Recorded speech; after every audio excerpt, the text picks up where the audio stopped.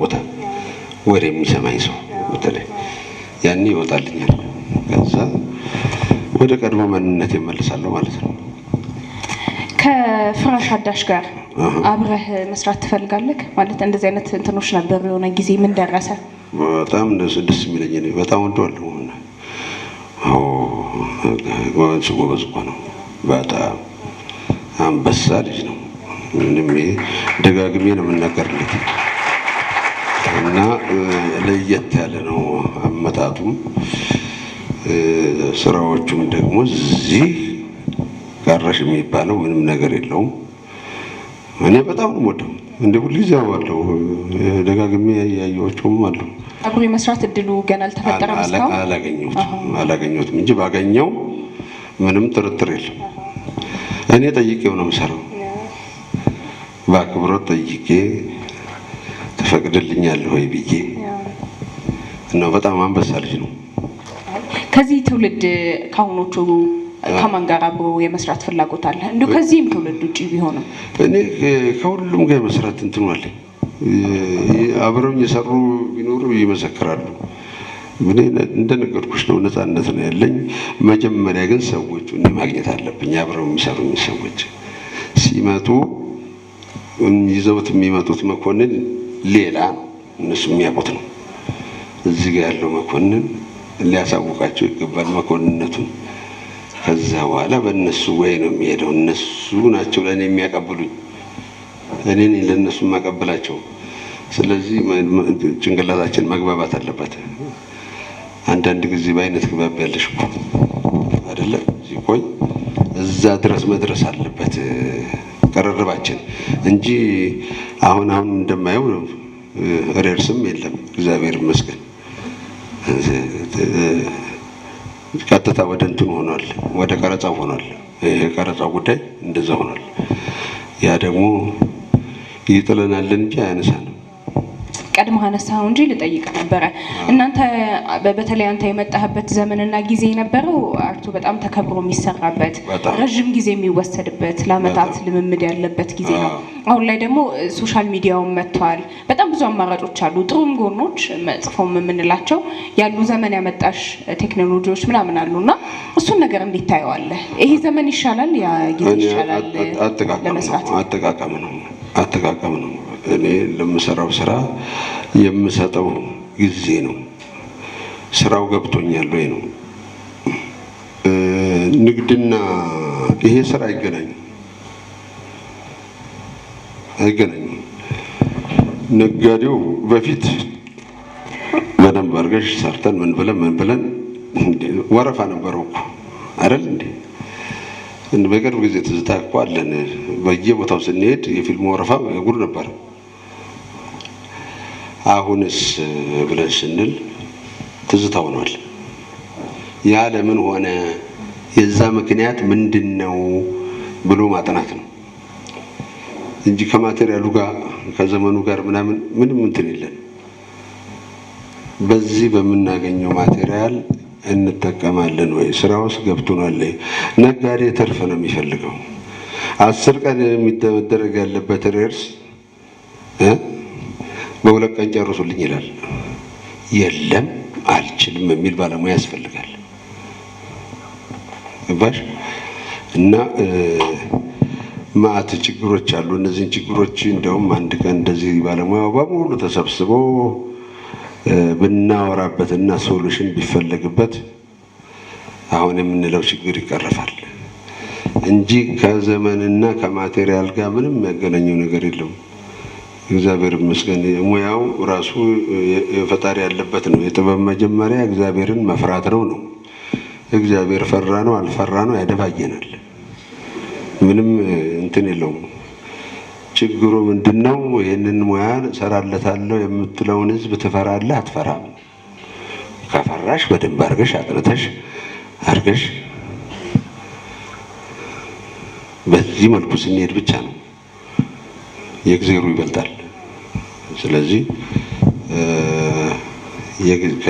የጊዜና የማቴሪያል ችግር የለም፣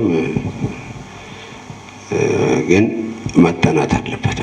ለምን እንደዚህ ሆነ፣ ለምን እንደዚህ አይሆንም ለምንድን ነው እንደ በፊቱ ማናጠናው?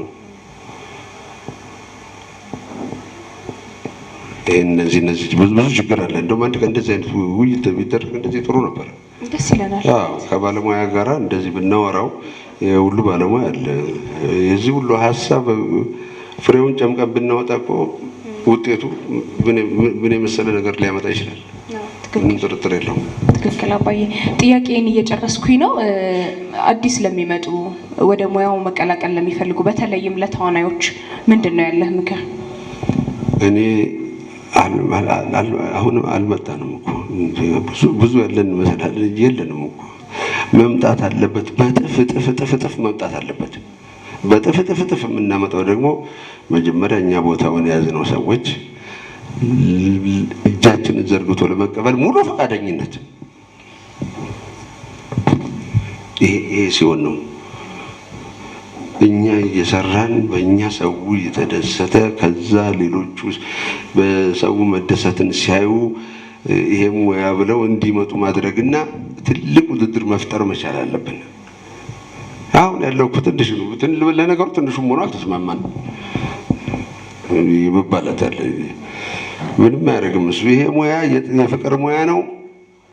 ልቡ ውስጥ ፍቅሩ ላለው ሰው በቃ የሚገልጠውና የሚፈርደው እሱ ባለቤቱ ነው እንጂ አልመጣንም ገና። መምጣት አለበት። ብዙ መሆን አለብን። ከዛ በኋላ ነው እንጂ አሁን ያለን መስሏችሁ ነው ቢቆጠር የለንም። እና ለመምጣትም መፍራት የለባቸውም። እኔ እኮ አሸምቄ እኮ ነው መጥቼ እኮ ነው እንዲህ ብዬ ስገባም እንዲህ ብዬ ስወጣም እንዲህ ብዬ ነው። ምክንያቱም ስለወደድኩት አይቼ ስለወደድኩት እና ትዕግስት ደግሞ ይፈልጋል። ትዕግስት አለ። አሁን መኮንን እዚች ጋር የተቀመጠው 22 ዓመት ነው ምናምን ታግሶ ነው። ትዕግስት ይፈልጋል። በአንድ ጊዜ መሆን የለም። በእርግጥ ቴክኖሎጂ እንዳልሽው አሁን ጊዜውን ያሳጥሩልሻል። ስለዚህ ቴክኖሎጂውም ስለሚያግዘን ያለንን እውቀት አዳብረን በቃ ወደፊት መሄድ እና ይሄን ነው የምለው። ብዙ አይደለንም። እንብዛ ኑ ነው የምለው እኔ።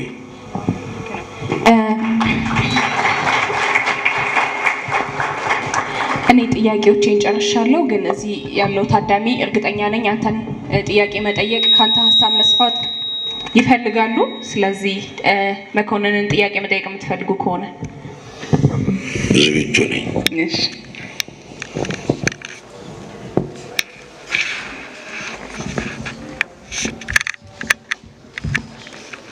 1 2 በቃ እሺ፣ የሁለቱን ጥያቄ እንሰማለን።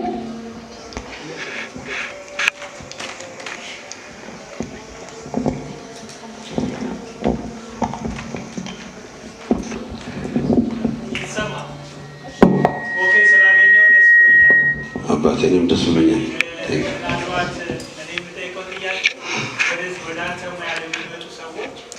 በህይወት ውስጥ ሲኖሩ ኦብዘርቭ ማድረግ ያለባቸው ነገር እንዴት ማለት ጥበብ የሚወጣው ከውስጥ አይደለ? አብሮ ከመኖር በእያንዳንዱ ሁነት ውስጥ ያንተ ልብ እንዴት ነበር? ወደ አንተ ግቢ ውሰድ፣ ወደ ኖርክበት ወደ ቄሱ ግቢ ከጋሽ ሀብተወልድ ጀምሮ ማለት ነው። እሺ ከብቻ አልቃሿ ጀምሮ ያንን እንዴት ነበር እንትን ትለው ነበር? በደንብ ይዘኸው በደንብ ህይወታቸው እና ሲጠጡ ሲኖሩ ለቅሶ ላይ ያለው ነገር ታደርግ ነበር። ያ የረዳህ ይመስለኛል። እንዴት እና ሌሎቹ አሁን እዚህ የሚመጡ የቲያትር ተማሪዎች ታች ሌላውን ጉሮ ያንን አሁን ድርቅ ያለ ነገር አንዳንዴ ውዘር ባረጋለሁ እና ከህይወት ያልመጣ የሚመስል ጥበብና ያለ እንዳንተ ጠቅሞሃል አይደል? ለእነሱ ልታስተላልፈው መልዕክት አለ? እኔ እንዳልከው ነው። በእውነት ነው የምልህ እኔ የዛ ግቢ ውጤት ነኝ። እንደነገርኩ 14 ቤተሰብ ያለበት ግቢ ነው። እነዛ ቅድም ያልኩ ባላገሮች የነዛ ሁሉ ዘመዶች ናቸው። ዛሬ እዚህኛው ቤት መጥቷል፣ ነገ እዛኛው አይቀርም።